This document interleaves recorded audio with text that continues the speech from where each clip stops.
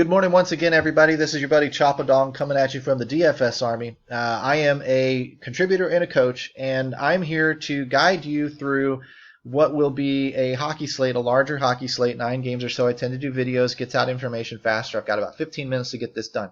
This is going public, so if you're new to the DFS Army or if this is your first exposure to me, I am not a professional radio podcast guy. I am an amateur voice guy that just likes to give my opinion, that likes to contribute to the DFS world, give back to the community that has taught me how to play the game. This year we're doing a little bit of NHL.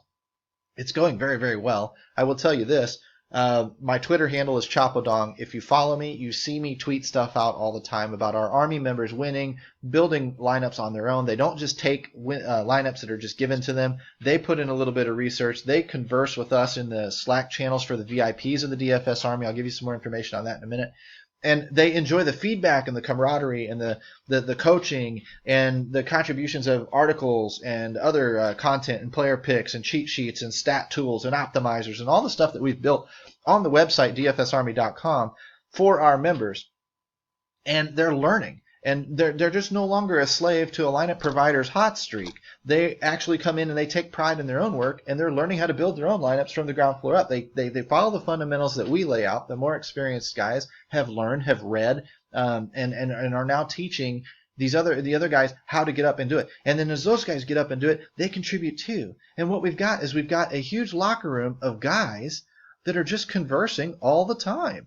And we're sharing our lineups, and we're sharing, hey, I won last night, thanks for the help, and all that kind of stuff. So if you want to find me, I'm at Choppadong on Twitter. Follow the link in the description of this video, and you'll see the dfsarmy.com website, and search through our content. We got a lot of free content. If you're interested and you want to join this group of guys that is a growing community of like-minded DFS people that just enjoy talking sports and enjoy giving each other crap. And it's like a locker room or a sports bar or something that you come into. That's the atmosphere that we try to condone. And you just want to yuck it up with your friends for a while and build lineups. And, hey, what do you think about this guy? What do you think about that guy? Good times, guys. And as far as value is concerned, use the coupon code CHOP, C-H-O-P, get 20% off.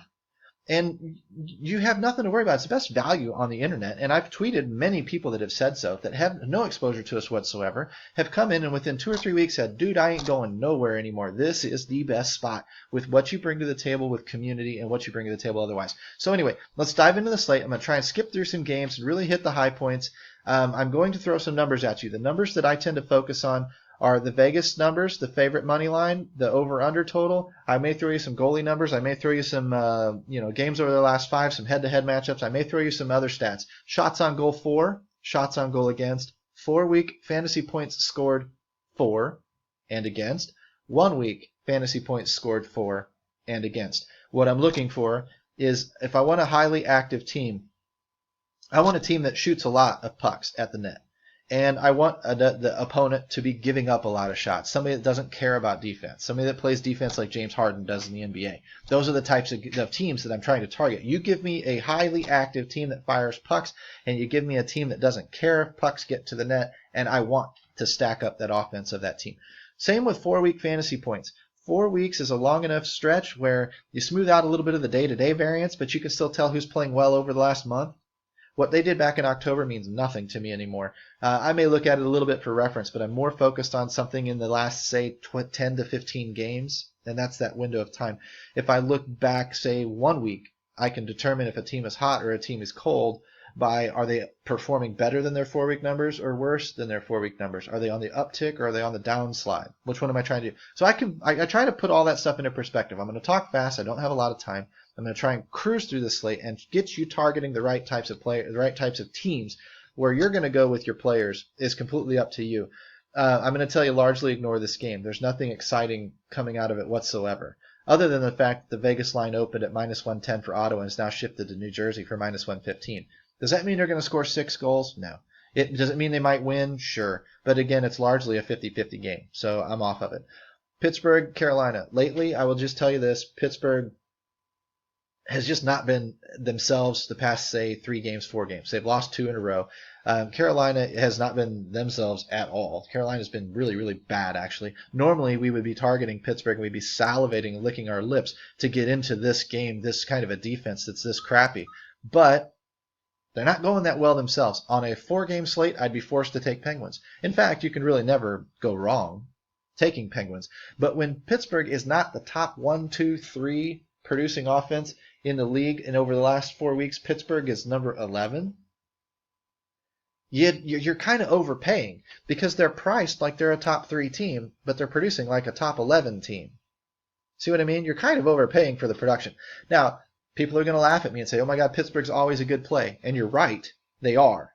I'm just telling you that when I need the value, I need a player to hit his value in the cash formats or need him to test his ceiling in a GPP format, the odds are against me right now until Pittsburgh gets rolling in the right direction again, even against a team like Carolina.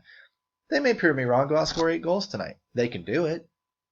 You might put them in your GPP type lineups where you're going to get rewarded for taking that kind of a chance. But in a cash game type situation, by taking that kind of a chance, I might get screwed. And I can't take that chance in a cash game. I can take that chance all day long in a GPP. If you don't know the difference between cash games and GPPs, go to DFSArmy.com. We've got articles that'll teach you the difference. Montreal, New York, this is another game that's kind of middling. There's really not a lot to it. I'm kind of off of it. I will tell you this is the tale of 2 goalies. I found this funny. Carey Price in his last 6 games is 1-5. That's his record, 1-5. And Montreal's gone accordingly. And in New York's last 7 games, or Henrik Lundqvist's last 7 starts, he's 6-1. So I got 6-1 going against 1-5. Again, is that a guarantee? You'd think this number would be bigger, but neither team is really doing a lot. I mean, Montreal's been pretty crappy. New York's been pretty middle of the road. So it's another one of the situations where you might be overpaying for some of these top 2 line guys right now, because they're not scoring you the 4, 5, 6 fantasy points that you need on DraftKings to justify a $5,000 or $6,000 price tag. Again, things can change and flip on their head in any given night. I'm just telling you the odds, the averages, the law of large numbers is leaning against this game. It's leaning a little bit towards this game. I don't know why, but this number here has jumped like crazy. Started off at about a -110, -115. When the lines opened up, it's all the way up to -140. Just in the last 30 minutes I've been trying to get this video out, it's jumped from a -125 to a 140. It carries a 5.5 total. Cam Talbot has been a beast lately. Cam is 4-1 in his last 5 games, but Tampa Bay's won its last 4 games in a row themselves. So again, this game is featuring a little bit in terms of scoring, but what it's really featuring is the last week. These 2 teams are hot. They haven't changed defensively. They're still kind of middle of the road, but they have gotten hot offensively. Over the last week, last 3 games, 4 games, Edmonton has gone from being the 20th ranked offense to the top ranked offense in the league. That's a big jump. That's a hot streak from hell. The Tampa Bay Lightning have gone from being the 18th ranked offense over 4 weeks to being the 7th ranked offense over 1 week. So again, they're trending up. They're going in the right direction. They're scoring more points than they usually do. That means they could cool off at any minute, but it also means they're hot. And when a team is not going as well, and it leads us to believe they're overpriced, when a team is going better than they should be going, it leads us to believe they're underpriced. So you're going to find some value in this game. You're going to find guys that are hitting their ratios, 5.2K, and he's going to score you 5 points or something. That you're going to find that in this game tonight. You're going to get your value. This is kind of more of a cash game philosophy, but that's what I do. That's where I'm telling you to go. This is another really, really good game tonight. Very juicy with the 6 over/under. With Winnipeg and Toronto. Winnipeg does own the head-to-head matchup here over the last 10 games. Winnipeg is 7-1-1 against, or I guess it should be 8-1-1 against the Toronto Maple Leafs. However, the Maple Leafs, well, I should add that the Winnipeg, when it comes right down to it, averages about 29 shots per game. But when they face Toronto, because Toronto gives up shots like crazy, they get a bump. They go from 29 shots on goal to 34 shots on goal per game over a 10-game sample. That tells me that they're going to produce more. That'd be like the Utah Jazz going to the LA Lakers. The Utah Jazz play a slow, methodical NBA game. They, don't score 120, 130 points a game very often. They just kind of grind it out. But yet when they get stuck in a game where they're paced up and where they're going to have more possessions than usual, they're going to score more points than usual. However, they're priced like the slow Utah. When they go into a fast game, there's value there. That's when you look to roster, some Utah Jazz. Am I right? Some Gordon Hayward. This is the same type of situation. You've got two teams that are priced like normal that are going into an excellent situation to score a lot of points. So again, this game, you're going to stack both sides of it. New York Islanders going against Detroit is largely the same type of situation. I will say this, the backup goalie over here for Detroit has lost his last 4 starts in a row, and he has given up 6 goals, 4 goals, 4 goals, and 1 goal over those last 4 starts. That's not good. That tells me that New York's in a good spot. The Islanders shoot like a top 10 team. Over the season, they're the 8th ranked shots on goal producing team. They fire the puck at the net. Well, if 4 or 6 of these are going in a game, I want some of these skaters, don't I? Just logic, guys. Put your money where the logic is. Don't get to overthinking things. Don't try. This is a highly volatile sport. On any given night, it may work, it may not work. But keep putting yourself in these positions that make logical sense, and you will do better over the long run. Calgary and Nashville. Nashville's a little bit sneaky. Nashville shoots quite a bit. Top 5 shots on goal team. Over the last 4 weeks, Nashville is a top 9 offense. Over the last week, Nashville is a top 6 offense. So when they jump over 4 weeks to 1 week, they jump from 9th to 6th. They are trending in the right direction. If I look at Calgary's defense, Calgary's been shit lately. I'm not looking to roster any of their skaters on a night like tonight. But over the last 4 weeks, they're a 19th. In terms of ranking of fantasy points allowed over 4 weeks. That's not good. That's bottom 3rd. And they are dead last in the last week, which tells me that they're not going good. So I would look to maybe include a couple of Nashville Predators. This is another sneaky game. It's a division rivalry. Dubnyk over his last 6 games is 5-1. However, Crawford over his last 5 games is 4-1. So you got a 5-1 and a 4-1. They've only lost 1 game each out of their last 5 or 6 games. So to me, you got 2 hot goaltenders rolling. You got a fairly defensive-oriented team in Minnesota. The line has moved in their direction quite a bit. When I wrote it down, it was minus 145. It opened at like minus 130. It's now at minus 155. So it's sliding in Minnesota's direction. That's a trend. If you trust Vegas, that's a trend to watch. And you've got, Chicago's been hot lately. But they're a top 10 offense from the 4-week numbers and the last 1-week numbers, and Minnesota is basically a top 3 offense over the last 4 weeks. They've been a little bit lower lately. I think they're ranked 11th over the last week. But the point is, you've got 2 good offenses going at 2 relatively hot offenses going up against a couple of teams that can play some defense. So you don't really know what you're going to get out of it. But in terms of points being scored, you might find yourself some in this type of a rivalry game. I still like the other games better. This is game number 1 for me. And this one's probably game number 2 for me.